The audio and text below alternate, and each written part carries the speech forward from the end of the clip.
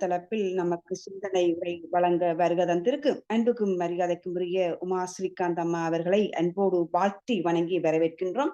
வாழ்க வளமுடன் அம்மா. வாழ்க வளமுடன் அம்மா. வாழ்க வளமுடன். வாழ்க வையகம், வாழ்க வையகம், வாழ்க வளமுடன். குரு வணக்கம், குருவே துணை. சிந்தனையை உடல் நலத்தை சீரமைத்து உய்வித்த குருவே வாழ்க. இந்த இனிமையான காலை பொழுதில் டென்மார்க் நார்வே ஸ்கையோகா இணையதளத்திற்கு வருகை தந்திருக்கும் இருபால் மெய் என்பர்களையும் மற்றும் இந்த நிகழ்ச்சியை ஒருங்கிணைத்துக் கொண்டிருக்கும் ரஞ்சனி சுகுநாதன் அம்மா அவர்களையும் அன்புடன் வாழ்த்தி வணங்குகிறோம். வாழ்க வளமுடன். நல்லதொரு ஆழமான துரியாதீத தவத்தை மிக இனிமையாக நடத்தி கொடுத்த நேசமலர் அம்மா அவர்களுக்கும் நன்றிகளையும் வாழ்த்துக்களையும் தெரிவித்துக் கொள்கிறோம். இன்று நாம் சிந்தனைக்கு எடுத்துக்கொண்ட தலைப்பு குரு சீடர் உறவு. அருட்தந்தை சூக்குமமாக நிறைந்து இந்த சிந்தனையை நடத்தி தர மானசீகமாக வணங்கிக் கொள்கிறோம். ஒவ்வொரு மனிதனும் இறைவனை உணரும் பாதையில இருக்கிறோம். நேரடியாக நாமே உணர்ந்து கொள்வது இயலாத காரியம். அதற்கு நமக்கு ஒரு தகுந்த குருவின் வழிகாட்டுதல் வேணும். குருவின் இணைப்போடதான் இறை உணர்வு பெறணும். பற்றுக பற்றற்றான் பற்றினை, அப்பற்றை பற்றுக பற்றுவிடற்கு என்கிறது குறள். உண்மையான குரு நமக்கு கிடைக்கணும். நடந்த ஒரு நிகழ்வு. ஜெயம் கொண்டான்ல ஒரு அன்பர், கைத்தறி நெசவு செய்யக்கூடியவர். வியாபாரம் முதல்ல நல்லா போயிட்டு இருக்கு. அவருக்கு பிடித்தமான கடவுள் முருகன். அதுவும் விராலிமலை முருகனை பார்க்க மாதத்திற்கு ஒரு முறை அங்க போயிடுவாரு. முருகனுடன் தனியா உட்கார்ந்து பேசும் அளவுக்கு அதீத பக்தி உள்ளவர். அப்படியே லயமாகி நிற்பவர். பிறகு ஒரு காலத்துல அவருடைய கைத்தொழில் நசிந்து, அதாவது அந்த நெசவு நைந்து போயிடுது, நஷ்டத்துல போகுது. ஆனாலும் அவர் கோயிலுக்கு போறத நிறுத்தல. உணவுக்கே கஷ்டம் என்ற நிலைக்கு தள்ளப்பட்டார். கோயிலுக்கு சென்று கண்ணீர் விட்டு அழறார். எனக்கு ஏன் இப்படி ஒரு நிலைமை வந்ததுன்னு மன்றாடி கேட்கிறார். மயக்கம் வரும் வரை கதறி அழறார். அந்த நிலையில் மயங்கி அப்படியே கீழே விழ போறார். அவர் அருகில சாமி தரிசனம் செஞ்சிட்டு இருக்க ஒருத்தர் என்ன பண்றாரு, அவரை கைத்தாங்களா பிடிச்சு தன்னுடைய மடியில சாய்ச்சுக்கிறாங்க. தண்ணீர் கொண்டு வர செய்து முகத்துல அடிச்சு தண்ணீர் கொடுக்கறாங்க. அவர் மெதுவா கண்களை திறந்து பார்க்கிறார். அவரை மடியில் சாய்த்திருந்தவர் வேற யாரும் இல்லைங்க, கவிஞர் கண்ணதாசன் ஐயா அவங்க. கவிஞரை பார்த்தோன்ன இவரு இரு கரம் கூப்பி வணங்குறாரு. கண்ணதாசன் இவரை பார்த்து சொல்றாரு, நீ புலம்பியதை எல்லாமே கேட்ட. இந்த பக்தி உனக்கு இதை தாண்டி இனி நீ போகணும். இத நீ கடந்து சென்று விட்டாய் பக்திய. இனிமேல் உனக்கு ஞானம் என்ற பாதை தான் சரியா இருக்கும்னு சொல்றாரு. எனக்கு எதுவும் தெரியாதே அப்படின்னு இவரு புலம்ப, அதற்கு கண்ணதாசன், நீ ஒரு குருவை பற்றிக்கொள், அது பயனாக இருக்கும். உனக்கு அந்த பக்குவம் வந்து விட்டது என்று வாக்கு சொல்றாரு. எனக்கு எந்த குருவையும் தெரியாதே, நீங்களே ஒரு குருவை காட்டுங்க அப்படின்னு இந்த அன்பர் திரும்ப அவரை கேட்கிறாரு. அப்பொழுது கண்ணதாசர், குருவின் பெயரை சொல்றதுக்கு எனக்கு தகுதி கூட இல்லப்பா அப்படின்னு சொல்றாங்க. எத்தகைய ஒரு உயர்வு பாருங்க. நீ இவ்வளவு நேரம் அழுது புலம்பினாயே, அந்த முருகனிடமே கேள், குருவை காண்பிக்க சொல் அப்படின்னு சொல்லிடுறாரு. உடனே இந்த அன்பரும் முருகன் கிட்ட வேண்டிக்கிறாரு. பிறகு கொஞ்சம் கொஞ்சமா இவருடைய வியாபாரம் உயருது. அப்பொழுது ஒரு நாள் சென்னையிலிருந்து வந்த அவரது உறவினர் ஒருத்தரு இவர் வீட்டுல தங்கிட்டு அடுத்த நாள் காலையில அவர் திருப்பி ஊருக்கு கிளம்பும் போது ட்ரெயின்ல படிக்கிறதுக்குன்னு ஒரு புஸ்தகம் கொண்டு வந்தேன். இந்த புத்தகம் அருமையான ஒரு புத்தகம், படித்து பார், உங்களுக்கு பயன்படும்னு சொல்லிட்டு இவர்கிட்ட கொடுக்கறாரு. அந்த புத்தகத்தோட பெயர் பாத்தீங்கன்னா மனவளக்கலை பாகம் 1. அதை முழுவதும் வாங்கி படிக்கிறாரு. இவருக்கு ரொம்ப பிடிச்சிட்டது. பின் புத்தகத்தின் அட்டையில் இருக்கும் மகரிஷியின் படத்தை பாக்குறாரு. அந்த புத்தகத்தில் சீல் போட்டிருந்த முகவரிய வச்சுக்கிட்டு அப்படியே அங்க போய் தீட்சைய வாங்கிக்கிறாரு. அருட்தந்தையின் சீடனாக மாறிட்டாரு. அதாவது கடைசியில பாத்தீங்கன்னா பேராசிரியர் அளவுக்கு உயர்ந்து சேவை செய்யும் அளவு உயர்ந்து போயிடுறாரு. அந்த அளவுக்கு குருவின் சரியான இணைப்புணர்வு நம்ம எல்லாருக்கும் வேணும். மனதிற்கு உத்வேகம் இருந்தால் குரு நம்மோடு இணைகிறார். இறைவன் நம்மோடு குருவை இணைத்து விடுகிறார். நம்மை தகுதிப்படுத்திக்கிட்டா போதும், அப்பொழுது குரு நம்மை தேடி வருவார். இந்த அன்பர் வேறு யாரும் இல்ல, பேராசிரியர் சுந்தரேசன் ஐயா அவங்க. எனக்கும் ஏற்பட்ட ஒரு அனுபவத்தை இங்க நான் சொல்லணும். நானும் ஒரு முறை ஒரு நாள் ராத்திரி அழுவுறேன். ரொம்ப அழுதுட்டு, நான் எதுக்கு இருக்கணும் இந்த உலகத்துல, நான் யாரு, எப்படி இந்த உலகத்துக்கு வந்தேன், தெரிஞ்சா வந்தேன், தெரியாம வந்தேன், எதற்காக என்ன இங்க கொண்டு வந்த, எதற்காக இருக்கிறேன், என் தொடக்கம் என்ன, எங்க போறேன் அப்படின்னு ரொம்ப ஒரு நாள் முழுக்க நானு ராத்திரி முழுக்க அழுதுகிட்டு யோசிச்சுட்டே இருந்தேங்க. நிறைய சிந்தனை வந்தது. அடுத்த நாளே எங்க வீட்டு வாடகைக்கு இருந்தவங்க மனவளக்கலை பாகம் 1 கொடுத்து படிங்கன்னு கொடுத்தாங்க. அவங்க வீட்டை காலி செஞ்சுட்டு அப்புறம் போயிட்டாங்கன்னு வச்சுக்கோங்க. அதற்கு பிறகு அவங்கள நான் பார்க்க கூட இல்ல. ஆனா அவர் கொடுத்த அந்த புத்தகம் பாத்தீங்கன்னா, அந்த புத்தகமும் மகரிஷியும் என்னோடயே தங்கி விட்டாங்கன்னு சொல்லலாம். என்னை புரட்டி போட்ட புத்தகம் அது. அப்போது நான் 12th எழுதிட்டு லீவ்ல விடுமுறையில இருந்த சமயம். பல ஆண்டுகள் கழித்துதான் எனக்கு எங்க வீட்டுல எல்லாம் அந்த அளவு பயந்தாங்க, எங்கேயுமே விடல.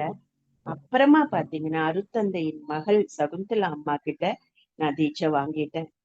அதாவது நான் குருவை பிடிச்சுக்கிட்டேன் அப்படின்னு சொல்றதை விட, குரு என்னை பிடித்துக்கிட்டாருன்னு சொல்றதுதான் சரிங்க. எனக்கு இவர் தான் குரு அப்படின்னு சிக்கனை பிடிச்சுக்கிட்டேன். அது புத்தகம் ரொம்ப பழைய ஒரு புத்தகம், மனவளக்கலை 1, ரொம்ப சின்ன ஒரு பதிப்பு. அதை நான் இன்னைக்குமே அதை நான் இது போட்டு வச்சிருக்கேன், பைண்ட் பண்ணி வச்சிருக்கேங்க. கடல்ல பாத்தீங்கன்னா முத்து இருக்கு. அதனுடைய பெருமை நம்ம எல்லாருக்குமே தெரியும். இருந்தாலும் பாத்தீங்கன்னா எல்லாராலையும் அதை போய் எடுத்துட்டு வர முடியாது. அங்க முத்து குளிப்பவர்கள் மூலம்தான் வரணும். அது போல இந்த சிரமங்களை எல்லாம் அவங்க அனுபவிச்சு குருமார்கள் அந்த முத்தை எடுத்து கொடுக்கறாங்க. இது போன்றதுதான் குருவும் சிஷ்யனும். எல்லாருக்கும் முத்து தேவைதான். எல்லாரும் முழுக வேண்டிய அவசியம் இல்லை. குருவும் அப்படிதான். குரு இறைவனை காட்டுபவர். எல்லாம் வல்ல இறைநிலையே ஒவ்வொரு மனிதனாக வந்திருக்கிறதுனால ஒவ்வொருவருக்கும் இறைநிலையிடம் என்னென்ன இருக்கோ அதை உடையவர்கள் தான் நாம. கடல்ல இருந்து ஒரு கை நீரை அளவு அந்த கடல் நீரை எடுத்துக்கிட்டு அதுல பாத்தீங்கன்னா கடல்ல உள்ள எல்லா தன்மையும் அதுல இருக்கும் இல்லையா? இறை உணர்வும் அறநெறியும் பின்பற்றி வாழ வந்திருக்கவங்க தான் நாம எல்லாருமே. அறிவுக்கு என்ற ஒரு திருக்கோயில் உருவாக இருக்கு. அது தென்னாட்டுல ஒரு சிறிய கிராமத்துலதான் உருவாகும். அந்த கிராமத்துல மக்களுக்கு பயிற்சி அளிப்பது மட்டுமல்லாது ஆசிரியர் பயிற்சியும் அளிக்க போறாங்க அப்படின்னு சுவாமி விவேகானந்தர் எழுதியிருக்காங்க. அற்புதமாக ரொம்ப உணர்ந்து எழுதியிருக்காங்க. பேரறிஞர்களின் அறிவு பாத்தீங்கன்னா மகரிஷி சொல்ற விளக்கம் இது. அந்த பூரணமாக அனைத்தையும் ஒன்றிணைத்து அகக்காட்சியாக பார்க்கக்கூடிய திறன் பெற்றவர்கள். இதை காட்சியாக அனைவரும் அவை எல்லாம் என்று நடந்து கொண்டு இருக்கிறத நாம பார்த்து கொண்டு இருக்கிறோம். குருமார்கள் அடைந்த அனுபூதிகளை தங்களுக்குள்ள அடக்கி வச்சிட்டு இருக்க முடியாது. நமக்கும் கொடுத்தாங்க. நாமும் என்ன நடக்கும்னு பாத்தீங்கன்னா நமக்கும் அது பொங்கி பொங்கி வரும். பிறருக்கு கொடுத்துதான் ஆகணும். நானே வச்சுக்குவேன்னு யாருமே வச்சிட்டு இருக்க முடியாதுங்க. சித்தர்கள், ரிஷிகள், குருமார்கள் வரிசையில் வந்தவர் தான் நமது அருட்தந்தை வேதாத்ரி மகரிஷி. அவங்க 96 ஆண்டுகள் இருந்தாங்க. அதாவது இன்றும் நம்மை ஆசிர்வதித்து கொண்டிருக்கிறாங்க. அவர் வாழ்ந்த காலத்துல நாமும் வாழ்ந்தோம் அப்படின்றது நமக்கு பெருமையும் மகிழ்ச்சியும் தரும் விஷயம். இந்த நூற்றாண்டு நமக்கு வழங்கிய அருட்கொடை அருட்தந்தைன்னு சொல்லலாம். அதிலும் பாமர மக்களின் தத்துவ ஞானி, நமது அறிவின் முழுமைக்கு வழிகாட்டுபவர் தான் நம்ம குரு. ஆன்மீகத்துல இறைவனை, இயற்கையை முழுமையாக உணர்த்துபவர். நமது அழுக்கினை நீக்கி ஆன்மாவை பரமாத்மாவோடு இணைக்கும் மிக பெரிய சூட்சுமத்தை செய்பவர் தான் குரு. நமது பெற்றோர் செய்த புண்ணியத்தின் பலனாக நமக்கு ஒரு நல்ல குரு கிடைத்திருக்கிறார். என் காலில் விழுந்து வணங்க வேண்டான்னு சொல்றாங்க. நிறை அறிவில் நீயும் நானும் ஒன்றே, பதமடைந்தோம் ஒன்றானோம் பரமானந்தம் அப்படின்னு எழுதியிருக்காங்க. எனக்குள் உள்ள கடவுள் தான் உனக்குள்ளும் இருக்கிறார் அப்படின்ற ஆழமான உண்மைய புரிய வைக்கிறார். நமக்குள் பயணிக்க, அகத்தில் ஆழ்ந்து செல்ல, சுயமாய் சிந்திக்கவும் அல்லவா சொல்லி கொடுத்திருக்காங்க. மரம் ஒன்று ஒரு இடத்துல செழித்து வளருது. அதன் மலர்களும் கனிகளும் எங்கெங்கோ எடுத்து செல்லப்படுது. அது போலதான் மகான்கள் எங்க இருந்தாலும் அவர்களின் நல்ல எண்ணங்கள், அவர்களின் காந்த களம் எங்கும் படர்ந்து உலகம் முழுவதும் விரிந்து நிற்கிறது. வள்ளலார் மகரிஷியை நினைவுபடுத்துறார். வள்ளலார் நிறைய உண்மைகளை சொன்னாங்க. ஆனா அத காது கொடுக்க கொடுக்க ரொம்ப சிலர் தான் இருந்தாங்க. ஏன்னா அந்த காலத்துல ஏழ்மை தலை விரித்து ஆடியது. வயிற்றுல பசியோடு தவத்துல உட்கார முடியுமா? இன்று சகல சௌகரியங்கள் இருந்தும் எத்தனை பேர் தவம் செய்ய வராங்க. இறைவனின் பால் ஈர்ப்பு ஏற்பட்டு உணர்வு பூர்வமாக அவனை அடையணும் என்கிற நாட்டம் வர்றதுக்கே பூர்வ ஜென்ம புண்ணியம் செய்திருக்கணும். மரம் பாத்தீங்கன்னா நான் பலன் தர மாட்டேன் அப்படின்னு நினைத்தாலும் அது பலனை நிறுத்த முடியுமாங்க? அனைவருக்கும் தந்து கொண்டே இருக்கும் தானே. மகரிஷி ஒரு உடம்புல இருந்தாரு. இப்பொழுது எத்தனை உடம்புல இருக்கிறாரு? வள்ளலார் கூறும் பொழுது கூட இந்த உடம்பில் இருக்கிறோம், இனி ஒவ்வொரு உடம்பிலும் வருவோம் என்று கூறியது சத்திய வாக்கு தானே. மகான்களின் வாக்கு பாத்தீங்கன்னா என்றுமே பொய்ப்பது கிடையாது. அவர் யார் மூலமாக வந்தாங்க? அருட்தந்தை வேதாத்ரி மகரிஷி மூலமாக. 10 ஆண்டு காலம் உன்னுடைய உடம்பில் இருப்பேன் என்று சொல்லி இணைகிறாரு என்பது நமக்கு தெரிஞ்சதுதான். தீட்சையின் மூலம் அருட்தந்தையின் உயர் சீடர்கள் மூலமாக, அதாவது பாத்தீங்கன்னா அவங்க அருட்தந்தையோட சீடர், அவங்கதான் சீடர்களுக்கு முதல் சீடர்கள்னு சொல்லலாம். அவங்களுக்கு தீட்சை கொடுத்தவங்க. அது வழி வழியாக இன்றும் நம்ம அந்த உயிரை பாய்ச்சி கொண்டு வரோம் அப்படின்னும் போது குருவின் உயிரை தானே நாம பாக்கிறோம். நமது குருவின் உயிர் மட்டும் அல்லாம யாருடைய உயிர் தொடர்பில் எல்லாம் அவங்க இருந்தாங்களோ, குருமார்கள், சித்தர்கள், அதாவது பாத்தீங்கன்னா நமக்கு தெரிஞ்சே போகர், வள்ளலார், 18 சித்தர்களுடைய ஆசிகள் இருக்கும் இல்லையா? அத்தனையும் சங்கமமாய் இருக்கும் இல்லையா? அப்ப நமக்குள்ள அது எல்லாமே குரு என்ன பண்ணிருக்காரு? வாங்கி தந்திருக்கார் அப்படின்னு சொன்னா எத்தனை விளைவுகளை இது கொடுக்கும், எத்தனை சிறப்பு என்று சிந்திக்கணும். எவ்வளவு பொறுப்பும் கடமையும் நமக்கு இருக்குன்னு பாருங்க. நமக்கு அருட்தந்தையின் உன்னதமான வேதாத்திரிய லட்சியம், வேதாத்திரியம் தானங்க, அது மலர்ந்தே தீரும். நமக்கு உயர்ந்த நோக்கத்தோடு தீட்சை அளிக்கப்பட்டிருக்கு. நமக்குள்ள என்னங்க வருது?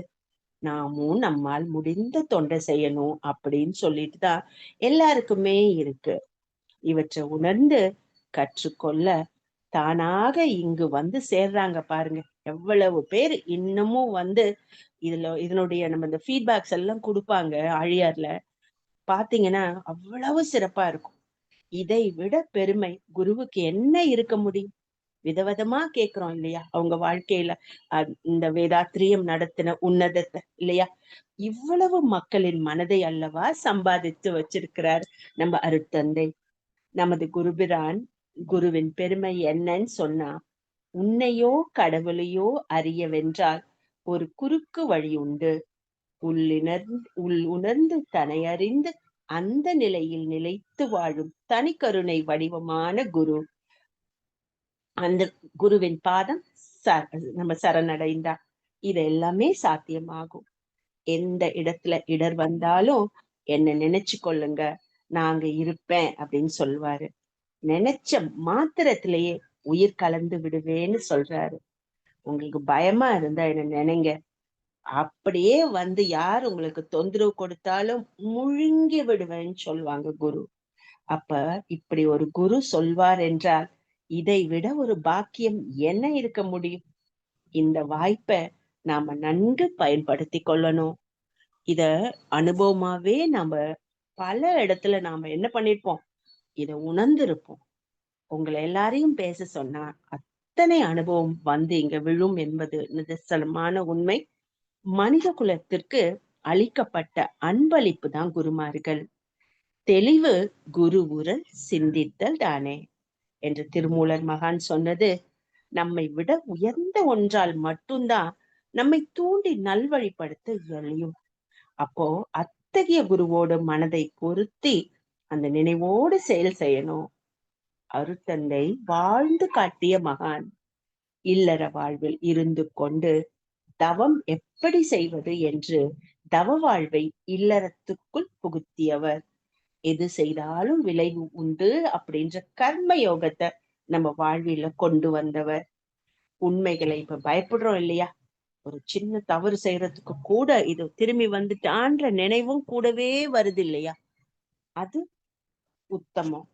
உண்மைகளை தானே உணர வேண்டும் என்றால் அது சில காலம் எடுத்துக்கொள்ளும். உணர்ந்தாலும் இது சரிதானா அப்படின்ற சந்தேகம் வந்துவிடும். அதனாலதான் குரு வந்து நமக்கு கண்டிப்பாக வேணும். ஞான குரு என்ற நிலையில தான் உணர்ந்த உண்மைகளை எளிமையா தெளிவா துணிவோட எல்லாருக்கும் பின்பற்ற கூடிய வகையில கொடுத்திருக்காங்க. தான் உணர்ந்ததை ஒழிக்காம மறைக்காம கொடுத்த குரு அவர். மிக சிறந்த முறையில் தத்துவங்களை எடுத்து உரைக்கும் ஆசிரியர்களை உருவாக்கி இருக்காங்க. தான் கூறிய உண்மைகளுக்கு ஏற்றபடி வாழ்ந்து காட்டிய ஆசான். அவருக்கு வந்த அனைத்து செல்வங்களையும் அறிவுத்துறை கட்டிட அப்படின்னு எல்லா மக்களுக்கும் கொடுத்து உதவியவர். சக்திவேல் ஐயா கூட சொல்லுவாங்க, ஒரு 24,000 ரூபாய் தான் இருந்ததுன்னு சொல்லுவாங்க. அதாவது அவ்வளவுதான் எல்லாவற்றையும் கொடுத்துட்டாங்க. கடைசியில அவர்கிட்ட இருந்தது எவ்வளவு இருக்குன்னு பார்க்கும்போது இவ்வளவுதான் இருந்ததுன்னு சொன்னாங்க. அதாவது எளிமையாக வாழ்ந்தவர். விஞ்ஞானத்தின் அவருடைய பங்களிப்பு இறைத்துகள் மெய்ஞானத்தையும் விஞ்ஞானத்தையும் இணைத்தது. அதை பற்றிய உண்மைகளை கொடுத்திருக்காங்க. காந்தம், தன்னிருக்க சூழ்ந்தழுத்தும் ஆற்றல், இறைநிலையே கிராவிட்டி என்பது வரை சுத்த வெளியே இறைத்துகளாக வந்ததை பாமரரும் புரிந்து கொள்ளும் வகையில கொடுத்திருக்காங்க. பெண்களுக்கு பெருமை சேர்த்த மகான். மனைவி நல வேட்பை முதலில் கொண்டு வந்தது அவரின் தனி சிறப்பு. தத்துவங்களை தமிழ்ல எளிமைப்படுத்தியது. செயல் விளைவு தத்துவத்தை சிறப்பா எடுத்துரைச்சிருக்காங்க. கருமைய தத்துவம் வந்து மிக புதிதாக உண்டு. அந்த நுணுக்கங்களை நாம நல்லா புரிஞ்சுக்கோம். பஞ்சபூத நவக்கிரக தவம், துரியாதீத தவம் எல்லாமே எந்த ஒரு குருமார்களும் மக்களுக்கு கொடுக்காத ஒன்றை கொடுத்திருக்காங்க. குரு பரம்பரை பற்றி விளக்கி இருக்காங்க. அரௌண்ட் பாத்தீங்கன்னா ஒரு 70 புத்தகமும் ஒரு 800 கவிகள் கிட்ட கொடுத்திருக்காங்க. தேசிய நதிநீர் இணைப்பு கருத்தரங்கம் மிக முக்கியமான ஒன்றை நடத்தி இருக்காங்க. அதாவது சமுதாய சிக்கல்களும் தீர்வுகளும்னு அஹ், அதை பற்றி எல்லாம் வந்து கொடுத்திருக்காங்க. வேதாத்திரியம் அனைத்துக்கும் தீர்வா வருது. இயற்கையும் சமுதாயத்தையும் தீர்க்கமாக ஆராய்ந்து தனி மனிதன் குடும்பம் என்ற உலக அமைதி வரை தனி மனிதராக இவ்வளவு கொடுத்திருக்காங்க. அப்படி கொஞ்சம் சிந்திச்சா நம்ம ஒவ்வொருவரும் எவ்வளவு செய்ய முடியும். அதாவது எப்படி சிறப்பா வாழ்றது என்று வழிகளை எல்லாம் வகுத்து நமக்கு கொடுத்திருக்காங்க. எங்க வீட்டுல எப்ப அனுப்புனாங்க, எப்படி அனுப்புனாங்க அப்படின்னு சொன்னா, எங்க வீட்டுல உள்ளவங்க அருத்தந்தையை பார்க்கறதுக்கு ஒரு முறை நாங்க வரோம். அப்ப அருத்தந்தை பாத்தீங்கன்னா அங்க நிறைய நல்லா பேசி முடிச்சுட்டு அணு பத்தி பேசினாங்க, காந்தம் பத்தி பேசினாங்க. பேசி முடிச்சுட்டு அங்க வந்தவங்களுக்கு எல்லாம் அங்க உள்ள பழங்களை எல்லாம் எடுத்து கொடுத்துட்டே வந்தாங்க. கூட்டம்னா பாத்தீங்கன்னா அந்த அரங்கம் முழுக்க நிரம்பி இருக்கு. அந்த பழங்கள் வந்து அந்த டேபிள்ல உள்ள பழங்களை எல்லாம் கொடுத்துட்டார். நான் பின்னாடி நிக்கிறேன். எனக்கு ஐயோ, நமக்கு எதுவும் கிடைக்காம போயிடுச்சுனான்னு ஒரு வருத்தம். அப்படியே இருந்தேன். அப்ப வந்து பாத்தீங்கன்னா சுவாமிஜி வந்து பிஸ்கெட் பாக்கெட்டை பிரிச்சு எல்லாருக்கும் அந்த என் கையில வந்தது அறுத்தந்தை கொடுத்த மில்க் பிகிஸ் கொடுத்துட்டே வராங்க. அப்ப எல்லாரும் வணங்குறோம். அப்ப நானும் எங்க வீட்டுல இருந்து கூட வந்தவங்களும் இருக்கிறாங்க. அப்ப நான் என்ன பண்ணேன், நான் அவரை வணங்கி கொண்டேன். அப்ப வந்து சுவாமிஜி ஆசீர்வாதம் பண்ணாங்க. அப்புறம் நான் கவனிக்கல, அதெல்லாம் நாங்க வாங்கிட்டு அப்படியே இருந்தோம். அங்க ஒண்ணு எனக்கு ரொம்ப பிடிச்சிருந்ததுங்க. அந்த செருப்ப அடுக்கின விதம், அடுக்கி இருந்த விதம், அவ்வளவு கூட்டத்திலயும் ஒரு ஒரு தனி ஒரு ஹெவன்குள்ள நுழைஞ்ச மாதிரி அந்த அந்த வைப்ரேஷன்ஸ சொல்ல முடியாதுங்க. அது வந்து கண்ணீர் விட்டு அலற அடிக்கடி மகரிஷியை பார்த்தாலே கண்ல இருந்து தண்ணி கொட்டும் நமக்கு. ஆனா வந்துட்டேன். அப்புறம் எங்க வீட்டுல உள்ளவங்க என்ன போக வேண்டானே சொல்லல. ரொம்ப நாளுக்கு பிறகு சொல்றாங்க, நீ கால்ல விழுந்த, இவருகிட்ட நான் கால்ல விழணுமான்னு நினைச்சேன். மகிழ்ச்சி வாழ்த்தி கொண்டே வந்தவர் இந்த நினைவு எங்க வீட்டுல வந்தவங்க மனசுல வரவும் சட்டுன்னு திரும்பி திரும்பி அந்த பக்கம் திரும்பி தள்ளி போயிட்டாராம். அப்ப அத வந்து அவங்க உணர்ந்துகிட்டாங்க எங்க வீட்டுல உள்ளவங்க. அப்ப அன்னில இருந்தே என்ன போக வேண்டாம் அப்படின்னே வந்து சொல்லல. இந்த இடத்துல இதையும் சொல்லணும் அப்படின்னு தோணுச்சு. அதாவது பாத்தீங்கன்னா நம்ம வந்து ஆஹ் மகரிஷியோடைய தொண்டை நாம அங்கீகரிக்கும் வகையில தமிழ்நாடு அரசு என்ன பண்ணிருக்கு, ஒரு அஞ்சல் தலைய வெளியிட்டு இருக்கு. நமது முன்னாள் முதலமைச்சர் வந்து அதை வெளியிட்டாங்க. அருட்தந்தையின் பொன்விழா ஆண்டுல இது நடந்தது. சுவாமி விவேகானந்தரின் கனவை மெய்ப்பிக்கிற வகையில எந்த மதத்தையும் சாராத ஒரு கோயில், ஓம் என்ற சின்னத்தை மட்டும் உடைய ஒரு பயிற்சி நிலையம், ஆசிரியர் பயிற்சிகள் கொடுக்கப்பட்டு வருது என்பது நமக்கு தெரிஞ்சதுதான். இந்தியா முழுமையாக இத்தகைய கோயில்கள் வரணும் அப்படின்ற விவேகானந்தரின் கனவு மெய்ப்பட்டு நிற்கிறது. எந்த சமயமும் சாராத அறிவுக்கு ஒரு திருக்கோயில் இங்கு உருவாக்கப்பட்டு இருக்கு. ஒரு சமயம் குருவின் இணைப்பு எவ்வாறு இருக்கணும், மனித வாழ்வின் முடிவு எது என்று அருட்தந்தையிடம் கேட்கப்படுகிறது. அதற்கு அருட்தந்தை, நீ மனிதனாக வாழ், முடிவு உனக்கே தெரியும் அப்படின்னு சொல்லிட்டு தெரிய வரும்னு சொல்றாங்க. மனதை இதமாய் வைத்துக் கொண்டு மக்களுக்கும் மனம் ஒந்து தொண்டாற்றும் மாமனிதனே ஒரு மனிதன். நமக்கு அருந்ததி என்கிற பட்டம் நாம் சேவை செய்வதற்கே கொடுக்கப்பட்டிருக்கு. ஒரு சிறந்த வாழ்க்கையை நோக்கி நாம பயணித்து கொண்டிருக்கிறோம். வீடு பேறு அடைய ஒரு நல் பாதையை நமக்கு காட்டியவர் நமது மகான். மனவள கலையை நுண்ணறிவு கல்வியாக பல்கலைக்கழகம் மூலமாக கொடுக்க வேண்டும் என்ற கனவு இப்போது நினைவாயிற்றுக்கு. அருட்தந்தது நினைத்ததெல்லாம் செயலாக மலர்ந்து வந்து கொண்டிருக்கிறத நாம பாக்குறோம். அதாவது சீடராக இருப்பவர்களுக்கு மகரிஷி கூறுகிற உபதேசம் என்ன அப்படின்னு சொன்னா, நாம எங்க இருக்கிறோமோ குடும்பத்துல அங்க இருந்துகிட்டு கணவன் மனைவி மக்களோட இருந்து கொண்டு முன்ன இருந்ததை விட நாம நலமா சிறப்பா திருத்தமா தெளிவா வாழணும். அவர்களுக்கு எந்த முறையில் உதவி செய்ய முடியும், சினம் தவிர்த்து அப்படின்ற வகையில நம்ம குடும்பத்துல வாழணும். சரியாக முறையாக அகத்தாய்வு பயிற்சிகளை பயின்று கொண்டால், அதாவது மனம் லேசா இருக்கும், தெரியாத விஷயம் இல்லை என்ற அளவுல தெளிவு பெற்றுடும். வாங்கி வாங்கி போட்டுக்கொண்டு முன்ன செய்ததையே செய்து கொண்டிருந்தா பிரயோஜனம் இல்லை.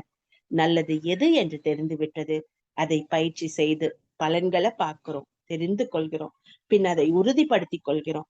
இதை விட சரியான ஒன்று இருக்க முடியுமா என்று அதுவாகவே மாறிவிடுகிறோம். நல்லதை சிந்தித்து சிந்தித்து அந்த உயர்விற்கு வந்து நின்றுடணும். சீடர்கள் இப்படி இருக்க வேண்டாம் என்று கடினமா சொன்னா ஒருவர் கூட சீடனா இருக்க முடியாது. அந்த காலத்துல பாத்தீங்கன்னா நியமத்துக்கு அவ்வளவு இம்பார்ட்டன்ஸ் கொடுப்பாங்க. அதுவே 1 வருஷம் ஆயிடும். அப்போ அடுத்த கட்டத்துக்கு பல வருஷங்கள் கூட ஆகும். அதற்கு மேல அவங்களுக்கு எதுவுமே கொடுக்க முடியாது. இப்போது அந்த நிலையெல்லாம் இல்ல.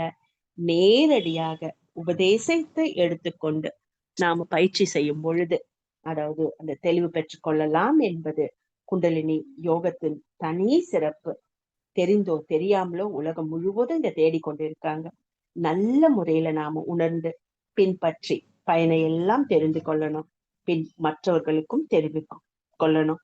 அந்த ஒரு பெரிய சேவையை செய்வதற்காக, ஆன்ம விளக்கை இந்த உலகத்திற்கு ஏற்றுவதற்காக நாம ஒவ்வொருவரும் ஒரு திருவிளக்காக திகழ்றோம். இது உலகத்துக்கு ஒரு பெரிய மாற்றத்தை கொடுக்கக்கூடியது. அதாவது அந்த நேரம் வந்து விட்டதுன்னு சொல்றாங்க அருட்தந்தை.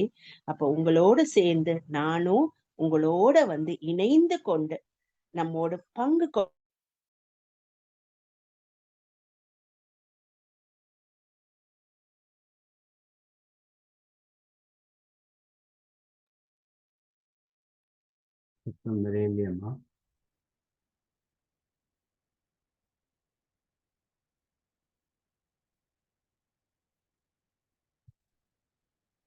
வாழ்க வளமுடன்.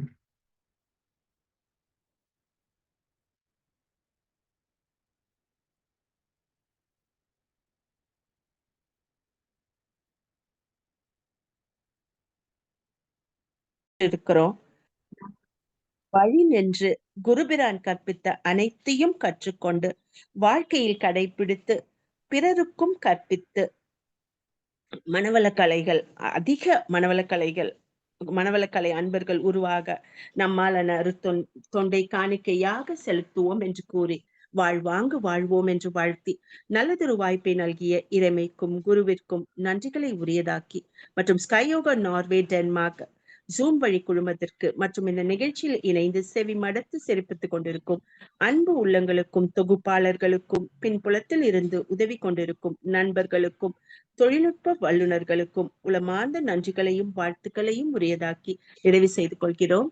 நன்றி. வாழ்க வளமுடன். வாழ்க வளமுடன்.